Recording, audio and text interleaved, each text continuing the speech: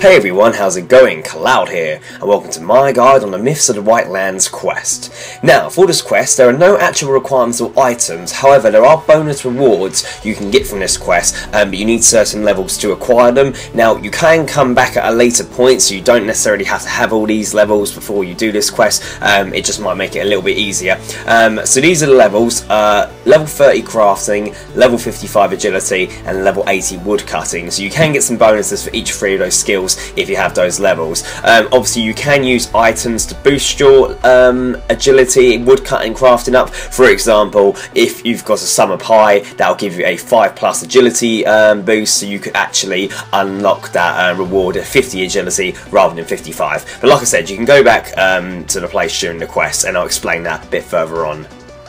But yeah, that's it for the requirements and items. Now onto the quest starting point. So we're currently at the Lumbridge Lodestone, which can be accessed via the Lodestone network. Now, you'll only be going to Lumbridge and Drainer Village Lodestones during this quest. However, if you don't have the full Lodestone network unlocked and wish to do so, I have a guide which you can find in the description below, and it's well worth having that just to speed up completing quests so you can use the Lodestones. But from here, the quest starting point is by going to Explorer Jack's house in Lumbridge. His house has got the achievement task system logo on, which is like the quest star apart from it's green, but you'll also see a blue quest star as well. And his house is literally just sort of to the northwest of us, west of the general store. So, you want to talk to Explorer Jack and ask him how to get to the land of the snow. The phrase Ectosum Glisendo will be seen. This is the same for everyone, and he'll instruct you to be teleported to the land of snow by speaking to one of the wizards in Wizard's Tower, which is we're going to head to now. So the quick way to get to Wizard's Tower is firstly by going to the Drainer Village Lodestone via the Lodestone network. And from there, you want to keep heading directly south until you reach a long bridge, and you want to go across that, and you'll eventually arrive in Wizard's Tower. So I'll speak to you in a moment.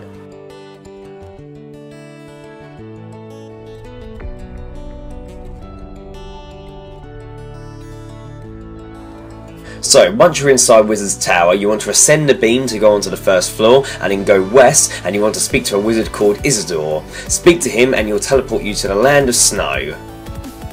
So you arrive in a snow area, and there's ice that you're standing on, which you'll be sliding across, and that is what most of this quest is going to involve. So just a couple of notes: you can move diagonally on the ice, so you don't just have to go north, east, south, west. The puzzle rooms may be encountered in a different order, but that doesn't happen very often. And also, if the puzzle is too difficult to solve, you can either teleport out and then come back, or log out, and that will allow you to start at the entrance room and start over again. So, to get to the caves, an ice game will need to be played, and you'll need to slide around and only stop when an obstacle is reached, similar to when you fight the plane freezer within Demonheim during Dungeoneering, and some of you might know what I'm talking about there. I advise always having your compass pointing north for this quest, just to make it easier so you know you're going in the right directions. So, to get to the cave entrance from the start, the directions are as follows. So you want to go south, then east, then north, and then east, and you should arrive in the cave entrance. If not, another fast route is by going south, then northeast, and then east. But either one of those, and you'll eventually reach the entrance. So you arrive in the first cavern, and like you did outside, you need to get across to the opposite tunnel by going in a certain order and using the obstacles. So the solution for this one is to go northeast, then east, then north, and then southeast. So you'll now be in the second cavern, which is known as the crafting room, because it is here you can obtain the crafting bonus. Now I'm going to show you how you reach the crafting bonus, just so obviously even if you can't use it yet, when you've got that level to acquire the bonus later on, you can come back to this guide and find out how to reach it. So to reach where the crafting bonus is, you need to go east, and then northwest, then south, then east, then south, and then east, and you'll notice there's an etching that's needed to be cleared, and this is what you require your 30 crafting for. So if you've got an item to boost that, do that now. Once you clear the etching, you'll be granted 2,000 crafting experience. Once you got that bonus, just start back at where the beginning bit was when you came through from the previous cave, and then I will tell you how to get across to the next room. So to get across to the other side, you need to go east, southwest, east, north, and then east.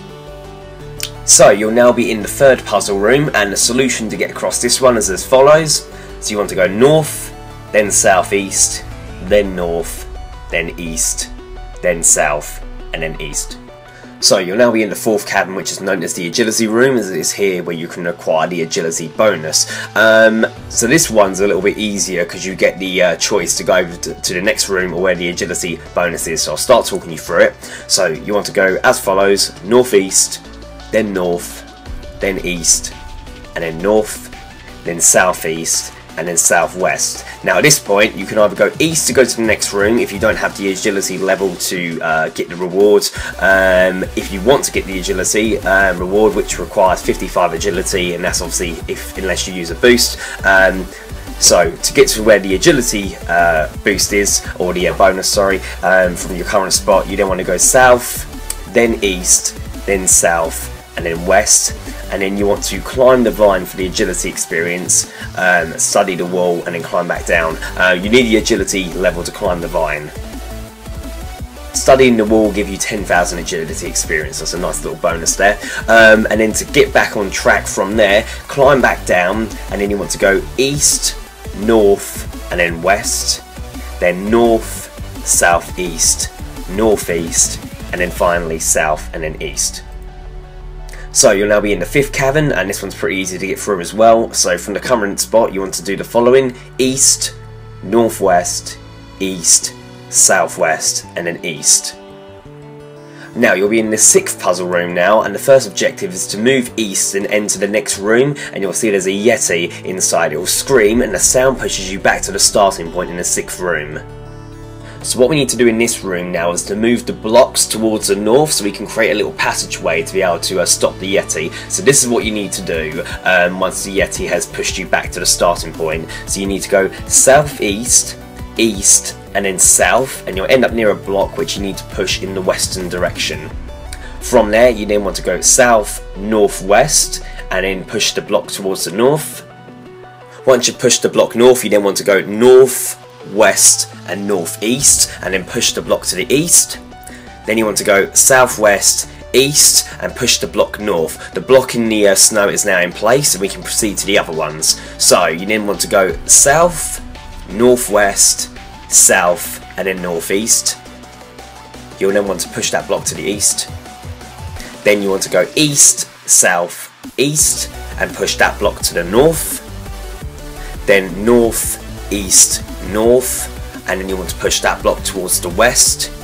Then south, then west, and push the block north. Now you want to go north, east, north, and you want to push that block to the west.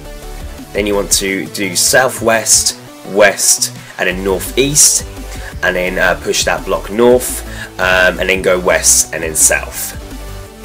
So you'll now end up back at the starting point in this in the current room. You want to then exit back into the fifth room, and then in the fifth room we can now go towards the crevice, and you can reach that by going north, west, north, and then east.